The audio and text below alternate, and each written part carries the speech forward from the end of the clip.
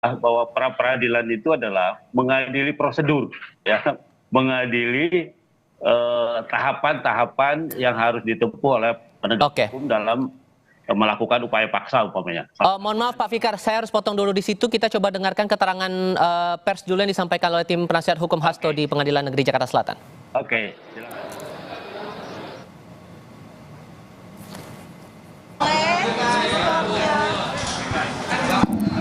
Galak banget. Oke ya, kita bisa mulai ya. Oke teman-teman sekalian, terima kasih untuk atensinya terhadap pembacaan putusan pra peradilan pada hari ini. Kami harus mengatakan bahwa kami kecewa dengan putusan pra peradilan yang dibacakan dan saudara-saudara juga sudah mendengarkan dengan pertimbangan hukum, dengan legal reasoning yang bisa meyakinkan kita semua bahwa permohonan pra peradilan itu tidak diterima. Tetapi kami sangat menyayangkan bahwa kami tidak menemukan pertimbangan hukum atau legal reasoning ya, yang meyakinkan untuk bisa memahami kenapa pra peradilan itu ditolak. Buat saya, ini adalah satu apa yang disebut miscarriage of justice.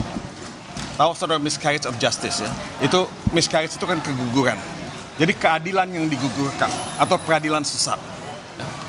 Kita datang ke Pengadilan Negeri Jakarta Selatan untuk ya menguji abuse of power, pelanggaran-pelanggaran yang dilakukan oleh KPK, karena sangat telanjang di depan mata kita. Pelanggaran itu dilakukan.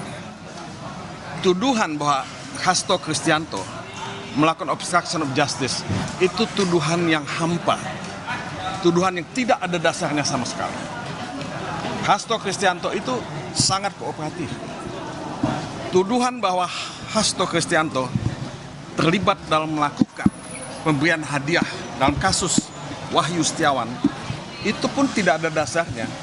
Kenapa? Karena putusan itu sudah inkrah 5 tahun yang lalu dan Hasto Kristianto sama sekali tidak terlibat, sama sekali tidak ya, disebut sebagai pihak yang memberikan atau memfasilitasi suap. Jadi dua hal ini yang kami harapkan sebenarnya mendapat perhatian dan legal reasoning yang kuat dari hakim tunggal yang memeriksa perkara ini.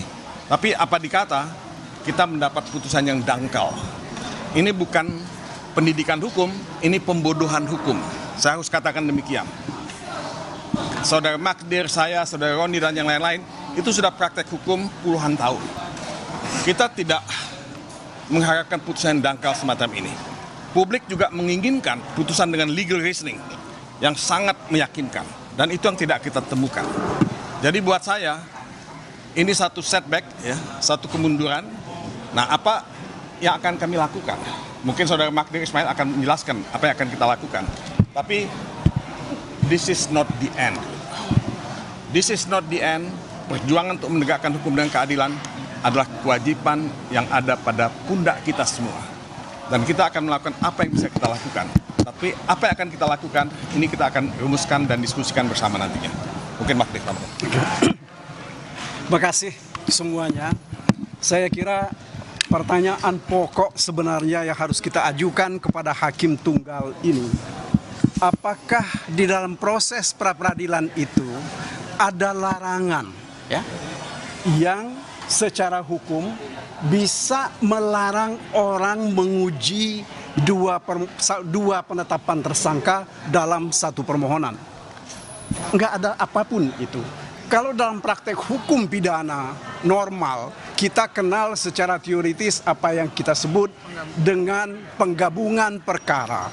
Ada kumulasi subjektif, ada kumulasi objektif. Artinya apa? Seharusnya ya, permohonan ini kalau misalnya memang mau dinyatakan tidak dapat diterima karena alat buktinya katakanlah tidak cukup, saya kira mestinya itu yang dijadikan dasar di dalam pertimbangan-pertimbangan. Ada 7 ahli hukum pidana yang sudah dihadirkan.